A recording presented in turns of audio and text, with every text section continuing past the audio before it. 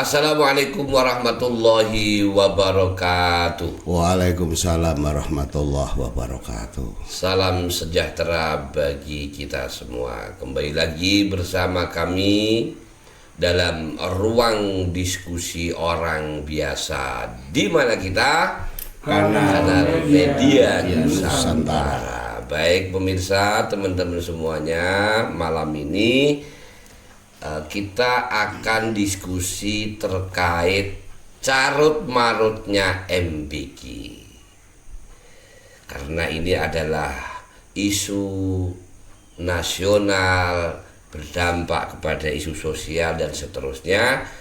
Kayaknya menarik ini kita bahas terkait dengan MBG. Maka dari itu saya malam ini sudah kedatangan tamu yang tentunya kompeten dalam bidang terkait dengan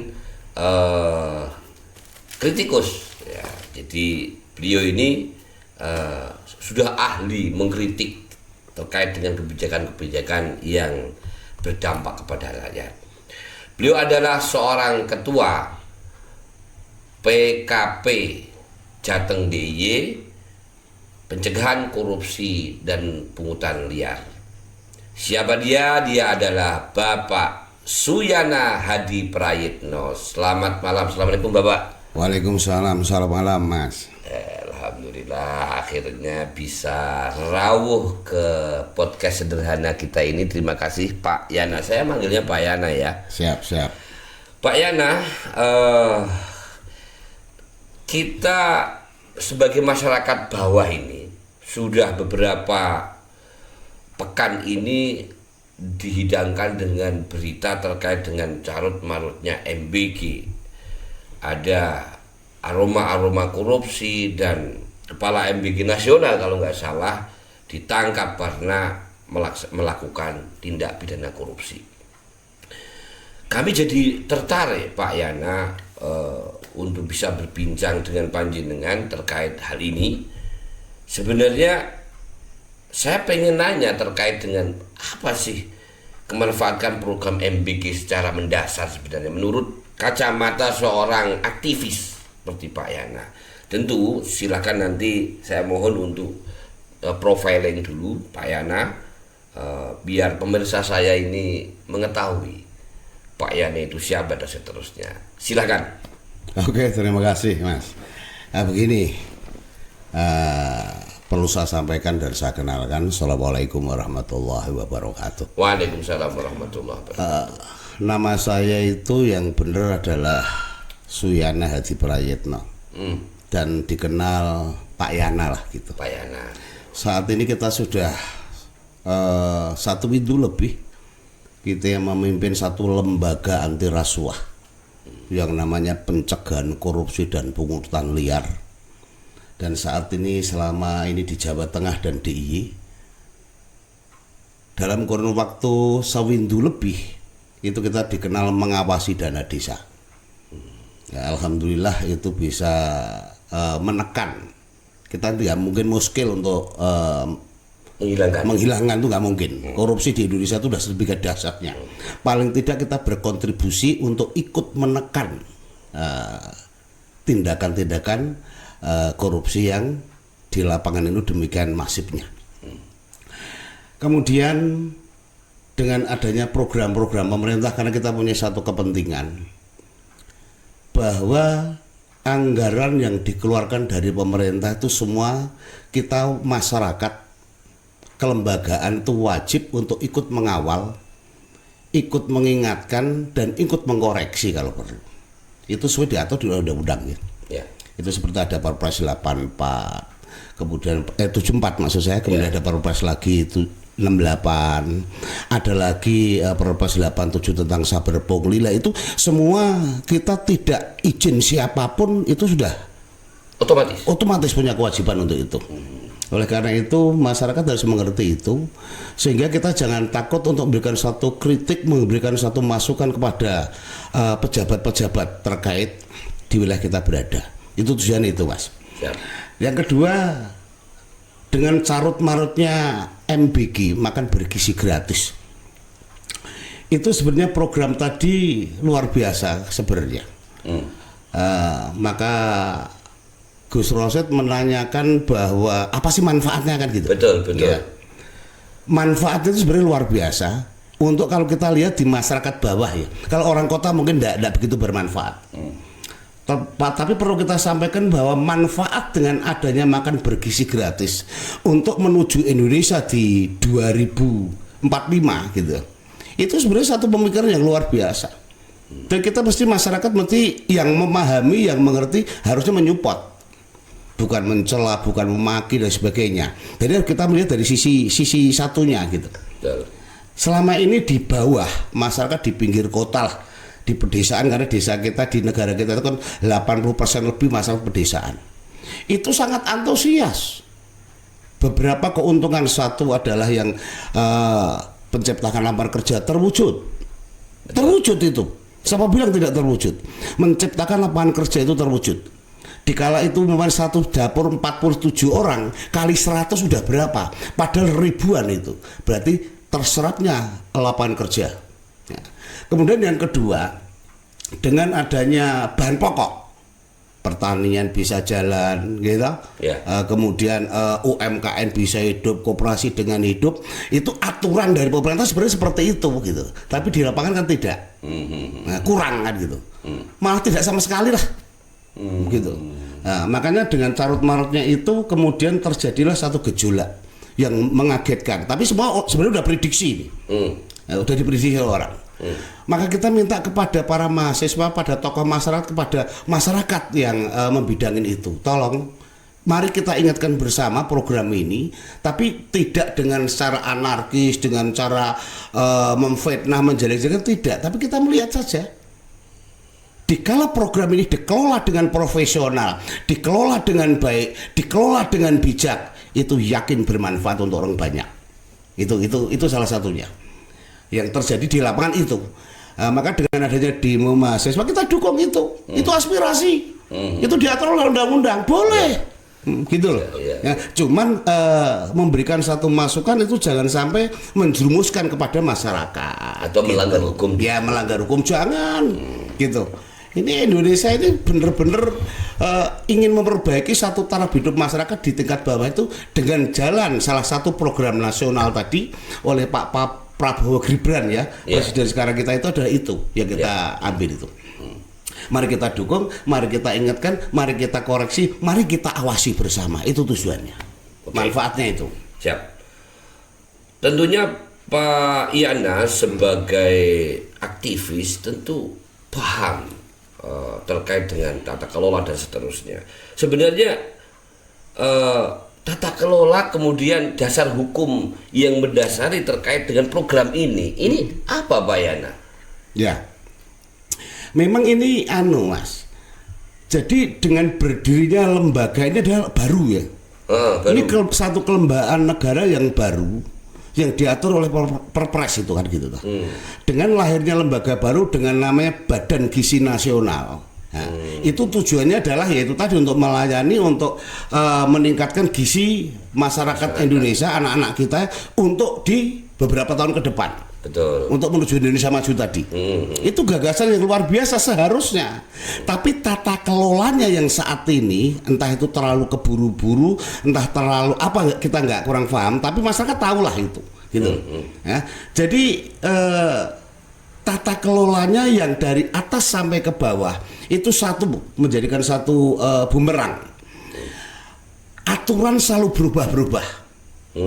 Ya, itu kendala. Kemudian yang kedua, kemarin dipimpin oleh seseorang yang tidak mempunyai satu kredibilitas tentang gizi. Nah, kemudian yang ketiganya masalah aturan yang tidak sesuai dengan kondisi yang ada di masyarakat. Dengan adanya jual beli titik, dengan adanya jual beli bangunan, dengan ada jual beli macam-macam itu yang terjadi di lapangan, sehingga menimbulkan satu gejolak yang luar biasa. Nah, seharusnya pemerintah ikut itu, harus ikut turun tangan, ikut mengawasi, ikut memberikan satu ketegasan lah gitu ya. Betul. Nah, jadi jangan hanya BGN tok yang melaksanakan itu. Mereka tuh perlu orang-orang untuk ikut mengawasi sehingga tidak duit negara tadi amburadul dan tidak bermanfaat. Itu yang kita lakukan selama ini. Lah pencegahan korupsi dan pungutan liar saat ini ikut kiprah untuk itu, gitu loh, tanpa disuruh, gitu. Walaupun kita di lapangan itu kita tidak ada yang nyuruh, tapi tergerak hatinya untuk ikut berkontribusi kepada bangsa dan negara itu, salah satunya ikut mengawal program ini, ya toh, sehingga akan berjalan dengan sesuai rencana pemerintah untuk makan bergizi gratis di masyarakat. Itu tujuannya. Kemudian dasar hukum ketika PKP melaksanakan monitoring, itu dasar hukumnya apa, Pak? Nah kalau dasar hukumnya kelembagaan, ya toh, itu ada lagi toh, masyarakat boleh mengawasi, boleh menanyakan, boleh melaporkan, kan gitu toh? Iya. Itu masyarakat, kelembagaan, ya toh, LSM, ya toh, itu boleh, itu diatur oleh undang-undang, siapa boleh, tidak boleh, gitu. Nah, tapi kelemahannya kan gini, BGN ini punya satu pemimpin di atas, itu dari bawahnya pun sama, gitu. Jadi kalau nangkep jangan hanya kepalanya tok, gitu maksudnya. Pimpinan tertinggi bawah itu ada korlap namanya, korlap tingkat provinsi, korlap tingkat kabupaten, korlap tingkat kecamatan. Itu yang menjadikan permasalahan ini blunder. Sekarang ditangkap pimpinannya, anak buahnya tidak diperiksa, tidak dibenahin, sama aja bohong karena mereka tetap melakukan itu. Gitu. Itu kayak korupsi berjamaah gitu. Loh, kita berani ngomong gitu, kita punya bukti gitu. Kita membuktikan, kita punya bukti. Itu salah satunya seperti itu. Maka perlu pengawasan melekat, gitu ya. Jadi bukan hanya internal, masyarakat ayo libatkan untuk ikut mengawasi program ini. Itu yang harus dituntut sebenarnya. Baik. Ini menarik nih, terkait dengan tadi. Kalau nangkap jangan atasan saya dan seterusnya. Ini saya menduga nih, jangan-jangan Pak Yana sudah tahu persis nih. Bahkan mungkin Pak Yana karena ada monitoring dan seterusnya tahu persis keadaan di bawah. Apakah Pak Yana sudah menduga atau tahu bahkan pelaku-pelaku yang di bawah ini juga melakukan hal yang sama, praktek korupsi misalnya? Ya, jelas. Jadi pencegahan korupsi dan pungutan liar itu menurunkan tim, kan gitu tak? Ya. Untuk satu membantu pemerintah, membantu BGN tujuannya, turun ke lapangan. Itu tetap banyak hambatan, Mas. Gitu loh. Ya. Itu banyak hambatan. Mereka tidak akan terbuka, mereka tidak boleh itu apa yang itu diketahui oleh masyarakat kayak ditutup-tutupi gitu loh. Itu sampai ke korlapnya. Korlap kabupaten, korlap kecamatan. Nah, masyarakat kan bingung kalau ada penerima manfaat, kemudian ini dirugikan, mau lapor ke siapa? Ada yayasan maupun mitra yang melanggar hukum, lapor ke siapa? Betul. Gitu loh. Itu yang terjadi gitu loh. Jadi kita minta itu care gitu, jangan sampai itu ditutup-tutupi. Ini uang negara murni loh, gitu loh. Kan gitu. Ya. Ini terjadi seperti itu, gitu. Kalau nggak salah kan sudah ada pengawasan internal. Ya. Itu fungsinya apa? Ya, untuk internal oke, maka di situ ada internal, ya toh. Itu ada korlapnya tingkat provinsi, korlapnya tingkat kabupaten, kemudian saat ini ditunjuk kepala satgasnya kabupaten. Itu rata-rata adalah sekda yang mendudukin. Tapi mereka tidak turun ke lapangan. Yang turun ke lapangan adalah SPPI tadi.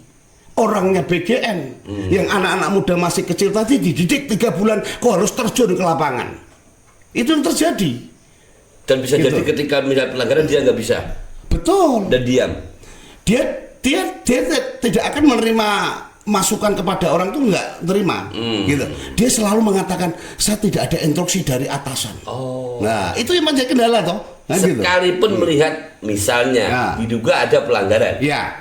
Contoh ya toh, itu di dapur itu ada beberapa orang yang menjadikan satu orang penting dalam satu dapur NBG.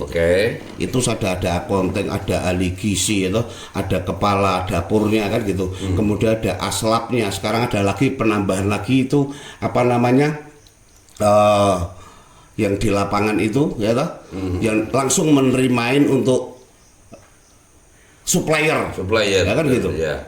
Nah, itu semua main. Kenapa saya bilang begitu? Kita tahu persis itu. Dengan adanya monitoring kita temukan itu. Tapi mau melapor kepada siapa nih sekarang gitu? Wong kita minta data aja kita nggak dikasih. Nah, itu kan ada undang-undang itu toh, apa namanya? Informasi publik. Iya. Kita suruh pakai surat kita pakai. Ya, kita minta dengan lisan tidak dikasih, harus pakai surat kita kasih surat. Tapi dia tidak akan mengeluarkan gitu. Karena kita tahu mereka juga takut diketahui mungkin gitu. Karena dapur-dapur yang saat ini beroperasi itu saya yakin gitu. Itu belum komplit izinnya, belum komplit regulasi perizinannya. Dan mereka berjalan dengan itu entah bagaimana mekanismenya. Karena dengan adanya gejolak yang tempo hari toh, kan banyaknya yayasan yang bodong, yayasan satu bisa ngelola 50 titik, padahal aturannya kan tidak. Aturannya sebenarnya berapa? Cuma 10 kan? Cuma 10 ya. Kan gitu. Tapi Pak Yana menemukan bahwa satu yayasan bisa mengelola 50. Ada. Dan itu pelanggaran. Ya pelanggaran dong kan gitu. Dan belum tentu tuh yayasan itu benar kan gitu. Punya siapa tuh yayasan? Gitu loh. Padahal tujuannya pemerintah dengan adanya dapur MBK tadi, mereka akan merekrut UMKM, merekrut koperasi, merekrut petani, ya toh? Nah, sehingga itu nanti mereka di bawah itu akan bisa hidup lebih baik perekonomiannya. Itu tujuannya. Tapi di dapur itu tidak dilakukan oleh mitra maupun yayasan. Gitu. Masuk yang belanja yang mitra sendiri, kan gitu toh? Iya. Jadi itu terjadi banyak seperti itu. Hampir 85% bahwa yang belanja kebutuhan pokok itu adalah mitra itu sendiri. Ya itu yang menjadikan satu carut marutnya, sehingga menu yang kita sajikan itu tidak pas. Tidak sesuai. Ya, itu maksudnya barangnya mutunya kurang bagus dan lain sebagainya lah itu ya. Itu udah masuk ke sana. Tentunya keuntungannya ketika barang tidak sesuai spek, keuntungannya lebih tinggi tentunya. Otomatis kan terjadi monopoli. Iya. Programnya pemerintah luar biasa. Ayo rangkulan UMKM, rangkulan koperasi, rangkulan petani, kan gitu tuh tujuannya itu. Tapi kan mereka tidak melakukan. Lah kita mau melapor ke siapa sekarang? Ya. Makanya kalau sekarang walaupun pimpinannya BGN sekalipun dirombak, dikala mereka tidak merubah satu paradigma itu, kita juga tetap akan khawatir gitu. Sebentar. Terkait lapor melapor ini kan terkait dengan pelanggaran hukum. Peran APH Pak Yana. Nah justru kita kan belum pernah tahu ini. Peran APH, aparatur penegak hukum itu sampai di mana sih?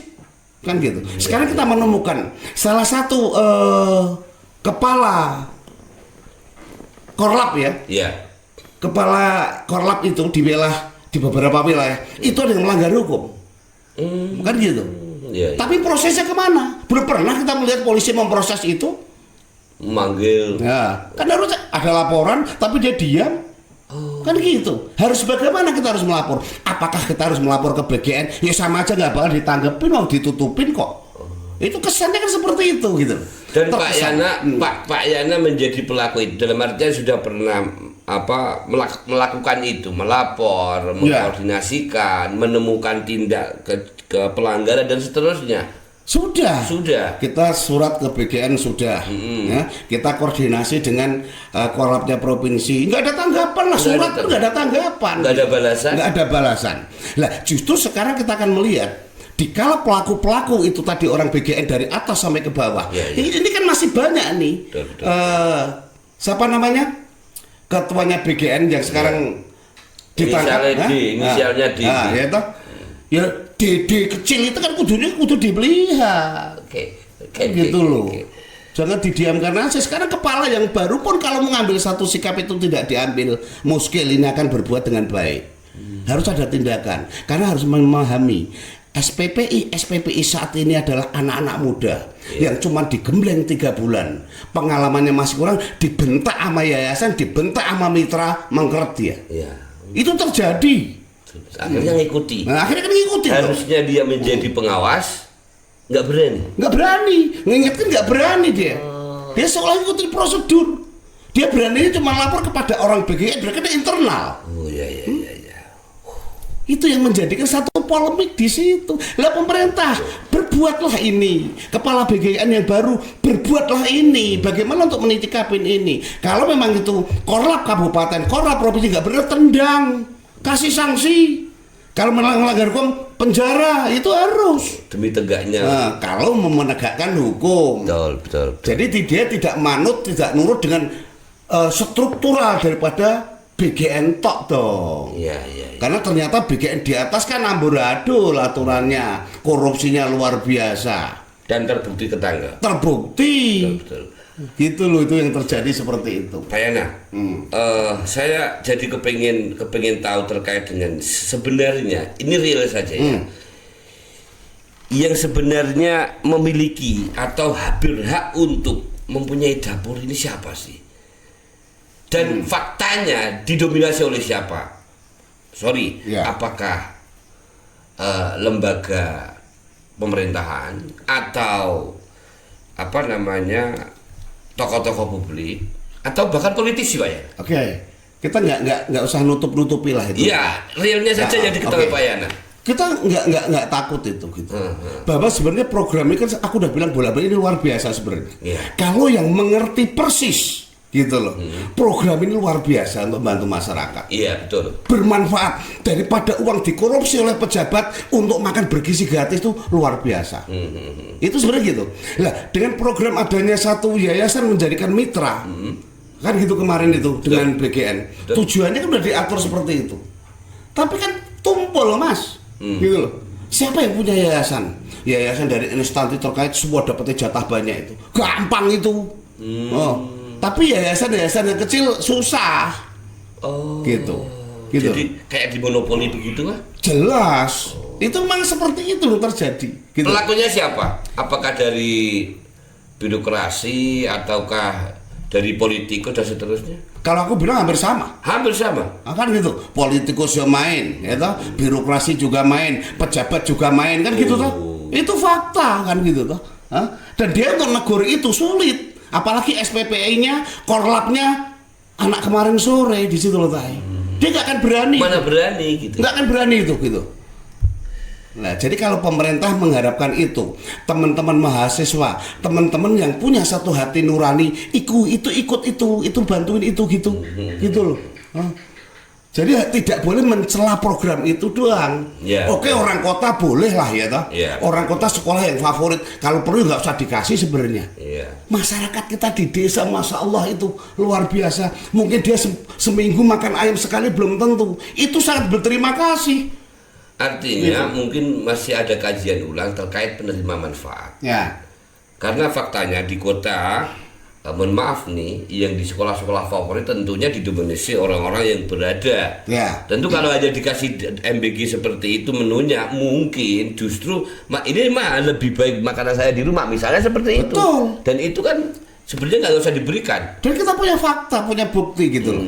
Jadi yang dikirim ke sekolah favorit itu jarang dimakan. Gitu loh. Mubazir.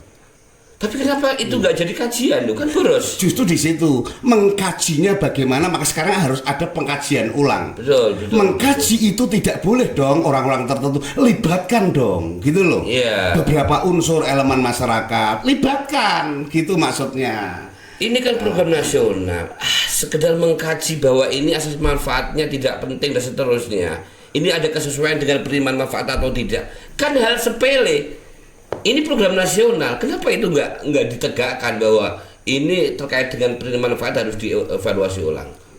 Ya itu seharusnya seperti itu, ya toh. Sekarang tinggal pemerintah dong, kita kembali pemerintah dengan kritik tajam terhadap pemerintah, dengan demo dan lain sebagainya itu adalah kritik. Nah, tinggal pemerintah mau ngambil langkah atau tidak, kan gitu.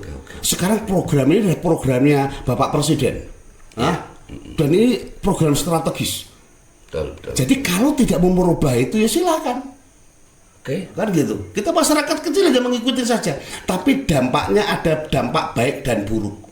Dampak baiknya jelas, terciptanya lapangan kerja, kemudian dampaknya ke anak-anak untuk anak-anak sekolah di pedesaan itu sangat bermanfaat dengan gizinya, Nah, itu jelas petani kemudian UMKM itu kalau benar-benar direkrut, benar-benar dijalankan itu luar biasa itu sebenarnya. Dampaknya luar biasa. Nah, tinggal sekarang orang-orang pinter lah. Yang punya kebijakan. Iya, yang punya kebijakan. Ini tolong dikaji yang baik gitu loh. Nah, sehingga kita nanti akan bermanfaat di masyarakat tingkat bawah itu sangat bermanfaat. Kajilah yang baik. Gitu. Sasarannya mengena. Ya, biar sasaran mengena dong, tujuannya dong. Nah, kalau itu orang kaya nggak dapat percuma itu dibuang, nggak dimakan. Itu menjadi catatan untuk masukan terkait dengan orang-orang yang berkepentingan khususnya di BGN. Kemudian gini Pak Yana,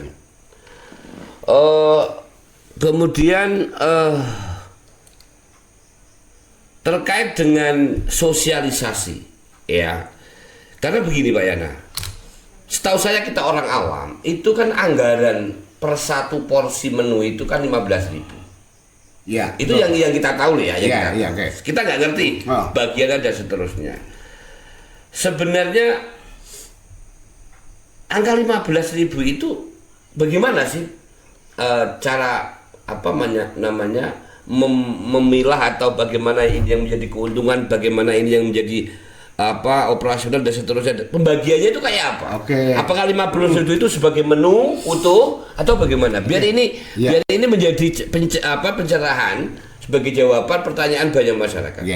Ini salah satu kelemahan kemarin dari BGN. Kita mengatakan hal itu belak-belakan. Masyarakat, orang-orang itu yang pada demo pun, teman-teman mahasiswa pun tidak tahu persis. Ngertinya adalah uang 15.000 kan untuk menu kan? Menu, betul. Sehingga dengan sajian menu yang seperti itu otomatis sudah tidak terima. Karena sosialisasinya kurang. Kalau mereka menjabarkan dengan berbagai media yang ada, contohnya itu bahwa 10.000 itu adalah untuk menu untuk makan, yang 5.000 itu adalah untuk operasional dan gaji karyawan, itu kudu dirinci sebenarnya. Jadi kesan masyarakat kita tahu, oh saya dapat seperti ini, itu karena nilainya 10.000, gitu loh. Yang 5.000 itu adalah untuk operasional, untuk gaji karyawan dan sebagainya. Iya, betul. Nah, itu kalau dijabarkan itu masuk akal. Tapi saat ini masyarakat asumsinya bahwa 15.000 untuk itu, untuk nasi untuk makan porsi kan gitu toh. Itu kelemahan di situ. Dan ditunjang lagi dengan adanya yayasan maupun mitra yang nakal, banyak nakal. Itu aja sih, kita tegaskan itu aja. Gitu. Jadi sudah sosialisasi lah ya. Betul ya. Sekarang juga ini kepala BGN yang baru kita harapkan, ayo sosialisasi yang benar, aturan-aturan yang benar diberlakukan. Jangan sesok berubah sekarang keluar lagi ya gitu toh. Nah, ini yang terakhir sekalian kita rentet bahwa rantai pasok sebenarnya. Nah, sekarang kan ada aturan lagi baru nih, minimum 5-6 supplier. Kalau kemarin kan tidak. Tapi aturannya sebenarnya ada. Tapi kan dimonopoli ini. Gitu loh, itu terjadi. Artinya 6 supplier itu 6 perusahaan supplier yang berbeda. Harus. Nah, contohnya koperasi kita punya rekanan UMKM, ya toh, punya petani langsung, dari peternak langsung, itu diakomodir kudunya, gitu loh. Dengan harga eceran tertinggi kita jual kepada BGN, operasi dapur, gitu loh. Jadi secara manajerial tertata. Gitu, invoice-nya jelas. Dan kemudian banyak lagi nih yang masalah yang terjadi karena aturan yang berlibat tadi menimbulkan satu kerugian daripada UMKM. Ya pengennya kemarin maju dan untung tidak. Karena apa? Mereka diutang. Ini nggak masuk akal lagi gitu loh. Lah ini saya mau lapor siapa? Gitu loh, itu yang terjadi. Seharusnya kan uang itu sudah diberikan kepada negara, kepada dapur sebelum operasional. Iya, peraturannya sebenarnya seperti itu. Udah jelas gitu sebenarnya. Ini uangnya untuk makan 2 minggu ke depan, untuk hari besok, udah dikasih. Gitu. Lalu kenapa kok untuk bayar sayur, bayar daging, bayar telur, kok diutang sampai nunggak berapa minggu? Kenapa? Nah ini. Duitnya kemana? Nah, duitnya kemana ini kan gitu toh? Siapa yang muter ini? Kan gitu, sehingga kendala yang masuk laporan ada itu tadi, petani lapor, kemudian peternak ayam lapor, ya toh, mengadu, Pak kita mau ngadu ke siapa? Wah. Ini yang menjadikan satu catatan. Oke. Gitu. Sejauh hasil investigasi Pak Yana di lapangan, sebenarnya yang mainkan ini siapa sih? Dugaan Pak Yana terkait dengan kendalanya. Kalau saya simak tadi kan negara sudah memberikan nih. Tapi kenapa kepada masyarakat kok utang misalnya? Iya. Ini kan memalukan. Betul. Itu kelakuannya mitra lah. Oh. Itu kelakuannya mitra semua yang ngatur itu. Lah sanksi apa harus diberikan ini? Kan gitu tuh, harusnya kan pemerintah melihat ini gitu. Hah? Itu kelakuannya mitra, kelakuannya yayasan. Jadi uangnya tuh dikemanakan dulu kan gitu. Oh. Lah UMKM akhirnya akan gulung tikar justru malahan. Iya. Nah gitu loh. Hah? Betul. Jadi Itu yang terjadi. justru tujuan Pak Prabowo, tujuan Pak Presiden terkait dengan mensejahterakan tadi petani, peternak dan seterusnya karena adanya MBG. Ini malah di situ malah tercederai. Betul. Karena diutang tadi. Ya. Sesuai pertemuan Pak Yana, berapa berapa pengiriman atau gimana cara mengutangnya gimana? Apakah 1 minggu sekali atau bagaimana? Itu ternyata sudah ada satu permainan di situ, permainan kotor dalam dapur itu. Jadi koordinasi siapa, perintah siapa itu adanya internal. Karena dapur MBG itu tidak bisa orang masuk. Betul. Semua tertutup itu. Betul. Alasannya higienis kan itu terus itu. Jadi masyarakat nggak bisa ngontrol. Siapapun nggak bisa ngontrol itu. Yes. Nah, itu permasalahannya. Nah, yang menjadikan satu pertanyaan besar di situ, siapa yang mengendalikan, siapa yang menerima supplier tadi, gitu loh. Betul. Itu terjadi. Kemudian supplier itu tidak bisa ketika dia dihutang dan dia memang tidak berdaya lagi untuk menyuplai karena dia belum terbayar. Ya. Biasanya dia lapor kemana? Apakah tidak ada pendampingan? Kalau seperti ini kan yang dijadikan korban kan supplier nih. Padahal menurut keterangan Pak Yana tadi di awal, sebenarnya uang negara kan sudah cair nih. Ya. Ini loh. Betul. Kan kasihan supplier nih Pak. Justru di situ letak kembali ke pengawasan internal tadi toh. Kalau pengawasan ini cuma dilakukan internal BGN itu gitu loh jadinya itu. Bullshit gitu ya? Bullshit lah gitu loh. Harus dilibatkan yang eksternalnya dilibatkan, masyarakat dilibatkan. Itu harusnya. Saya sebagai masyarakat taruh saja saya tahu. Misal seperti itu, taruh kata. Saya tahu nih, ada mitra, ada supplier dihutang 2 minggu sehingga dia tidak bisa produksi lagi. Begitu kan? Okay. Telur dia tidak bisa beli makan ayam lagi karena diutang. Ya. Terus saya sebagai masyarakat lapornya kemana? Itulah permasalahannya. Jadi titik balik akhir ya. Ya. Kalau kita simpulkan. Iya betul. Gitu. Karena mungkin harus disimpulkan seperti itu. Jadi garis besar biar tahu. Iya siap. Bahwa pelaku yayasan maupun mitra itu hampir 80% melakukan itu. Tidak ngikutin aturan yang ada. Gitu. Wow. Kita mendapatkan laporan dari masyarakat, dari supplier itu banyak. Gitu. Ada yang ayam itu bisa nunggak, ada yang 40 juta, 30 juta belum telur dan sebagainya. Iya. Sayur pun diutang ibaratnya. Masya. Nah, itu. Ini biar dilihat. Kalau ada yang melihat mendengar silakan itu. Aku punya buktinya. Memang faktanya seperti itu. Kita punya fakta, kita punya bukti, dan kita melakukan itu di lapangan. Ya, Baik, gitu. baik. Kemudian ini saya belum bicara soal terjadinya mega korupsi oleh kepala BGN. Betul ya? Ya. Kepala BGN ya, yang tertangkap oleh kejaksaan itu ya. Ya. Kita belum bicara ke sana Pak Yana. Cuman mungkin saya coba di-spill sedikit terkait kisah itu, kemudian nanti kita persilakan untuk closing statement Pak Yana sebagai aktivis. Ya. Jadi kita melihat ini fenomena ini jangan sampai terulang dengan kepala BGN yang baru nih. Karena saya juga agak meragukan karena dia wakilnya gitu. Betul. Ya, tentu sedikit banyak tahu maksudnya Pak Yana begitu. Gitu loh. Karena koordinasi antar pimpinan itu kemarin sering terjadi. Itu di organisasi apapun, di lembaga apapun pasti seperti itu. Pasti seperti itu. Oke. Nah sekarang dia menduduki puncak itu. Kalau dia tidak bisa merubah paradigma ini, saya yakin tidak beda jauh, gitu loh. Jadi jangan sampai terulang tindakan ini, jangan sampai terulang. Diadakan satu analisis yang baik, perubahan-perubahan yang baik, kan gitu toh. Nah, kemudian orang-orang BGN, orang-orang SPPI tadi, gitu, itu perlu dikontrol, perlu ditegur, perlu diberikan satu wawasan. Karena mereka masih anak-anak muda semuanya. Iya. Jangan sampai ini sekarang udah melakukan. Kecil-kecil udah melakukan. Iya. Itu baru pejabat kecil. Udah jadi gitu ya. Rendah itu. Dia nanti menjadi gede lagi, korupsinya akan menjadi gede. Iya. Perlu saya buktikan, saya punya itu.